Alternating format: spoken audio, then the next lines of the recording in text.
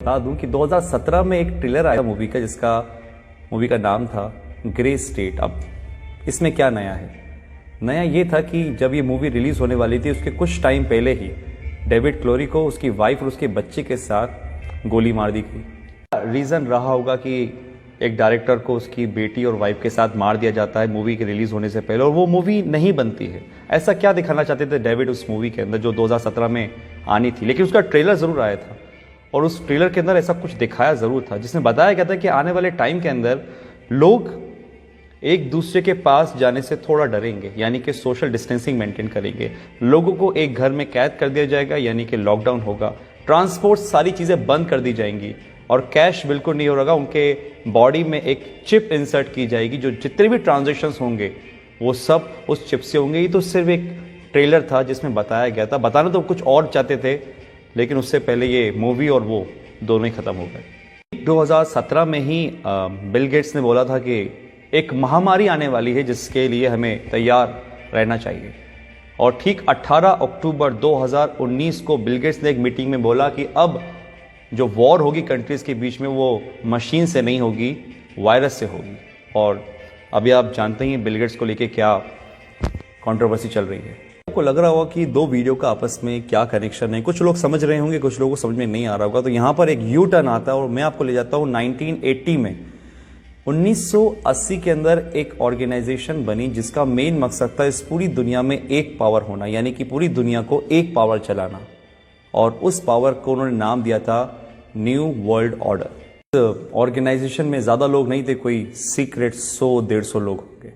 और एक बहुत डरावने वाली बात इस ऑर्गेनाइजेशन की ये थी कि वो इस दुनिया की टोटल आबादी को 50 करोड़ में लाना चाह रहे थे, 50 करोड़ में। उनके टारगेट में थे वो देश जिसमें सबसे ज़्यादा पॉपुलेशन है, जिसमें हमारा इंडिया भी होता है। सबके लिए उन्होंने एक प्लान बनाया जिसका नाम था MMP, mind control, money control, population control. Control यानी कि आदमी खुद से कुछ ना सोचे, जो वो चाहें वो आप सोचो, माइंड कंट्रोल। और ये किसके थ्रू होता? मास मीडिया के थ्रू। जो मीडिया में दिखाया जाएगा वो आदमी सोचेगा। और एक कल्चर ऑफ फेयर, यानी कि एक डर का माहौल बनाना, क्योंकि डर एक ऐसी चीज है जो अगर दिमाग में बिठा दी जाए किसी की तो इतनी आसानी से निकलती नहीं है। और वो ऐसा हुआ है। आज बहुत से लोगों का माइंड कंट्रोल करती है मीडिया, जो वो बोलती है वो आप मानते हो। और कल्चर ऑफ फेयर, डर का माहौल, ये तो आपने देख ही रहा है जो आजकल चल रहा है। कंट्रोल यानी कि आदमी जितना हो सकता है लेस कैश, कैशलेस, या जितना हो सकता है टोटली डिजिटल। और वो आपके सामने ही है। आज हमारी डिजिटल करेंसी किस तरीके से बढ़ रही है आपको पता ही है।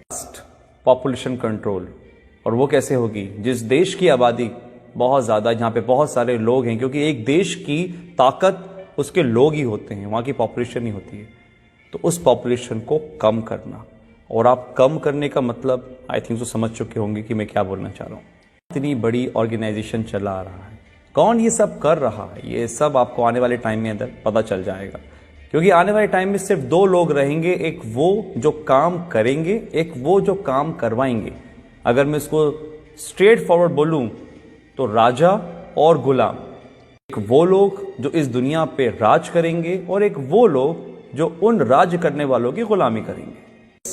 ऑर्गेनाइजेशन का एक एजेंडा था, एजेंडा 21, यानी कि 2021 तक इस काम को पूरा करना। और 2020 जब से स्टार्ट हुआ है, आपको पता है सब क्या हो रहा है। लाखों लोग हैं जो समझ पा रहे हैं इस बातों को, लेकिन करोड़ लोग हैं जो इस बातों को नहीं समझ पा रहे। एजेंडा 21, 2021 तक इन काम को पूरा करना। और अगर सीरियसली इस बातों में कुछ भी सच्चाई है तो हम बहुत बड़े खतरे में गाइस। ये वायरस आया जो कि हमारा है नहीं, किसी और देश से आया है। हम आपस में ही लड़ रहे हैं, कोई धर्म के नाम पे तो किसी काम के नाम पे। और जो इस एजेंडा का सबसे बड़ा फंडा था कि लोगों को आपस में लड़वा दो, आज हमारे घर में हम छोटी छोटी सी बातों पर विवाद कर लेते हैं। आज अगर हम घर से बाहर निकलते हैं तो हमारे घर वाले इस चीज़ के लिए प्रोटेस्ट करते हैं कि भैया घर से बाहर नहीं निकलो, बाहर जाओगे तो मर जाओगे। ये दिमाग में हमारे किसने भरा? कौन कंट्रोल कर रहा है हमारे दिमाग को? आप खुद समझदार हैं। बहुत से लोग बोलेंगे कि यार ये तो कुछ कहानी जैसी लग रही है। तो कहानी सही, क्योंकि जो अभी मौजूदा हालात हैं कोरोना से लेकर, ये भी कोई फिल्म की स्टोरी से कम नहीं है, जो बढ़िया से स्क्रिप्ट करी गई है और बहुत अच्छी तरीके से प्ले हो रही है। मैं आता हूं अपनी पुरानी वाली बात पर कि जो सुबह मेरे साथ इंसिडेंट हुआ कि एक मध्य वर्ग का आदमी जो लोअर मिडिल क्लास है, जो शायद कुछ भी काम करके काम चला रहा था, वो मांगने को नहीं तैयार है। वो 3 दिन पुरानी रोटी खा लेकर चुप कर उठाकर, लेकिन वो मुझसे पैसे लेने को तैयार नहीं था। मैंने फोर्सफुली उसको पैसे लिए थे। ये हालात है। तो एक मैसेज तो ये है कि अगर आपके आसपास कोई देखे जो हो सकता है मजबूर हो लेकिन शर्म के मारे नहीं मांग पा रहा हो, तो उसकी आप जरूर मदद करिएगा।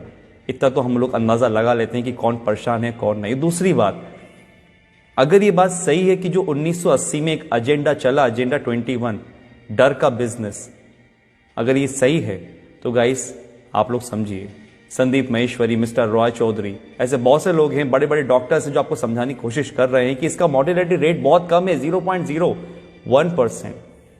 1000 में से एक इंसान मर रहा है, तो फिर किस बात का इतना हाहाकार मचा हुआ है? जस्ट बिकॉज ऑफ, क्योंकि हम जो न्यूज देखते हैं वो मीडिया से आ रही है।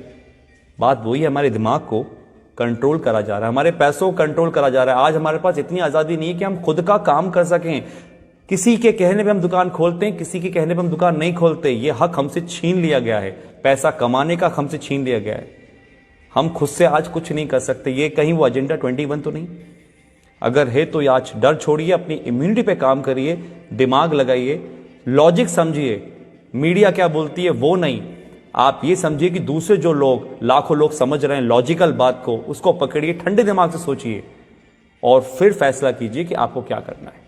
आप डरेंगे नहीं तो आप संभल जाएंगे, और अगर आप संभल गए तो ये देश बच जाएगा।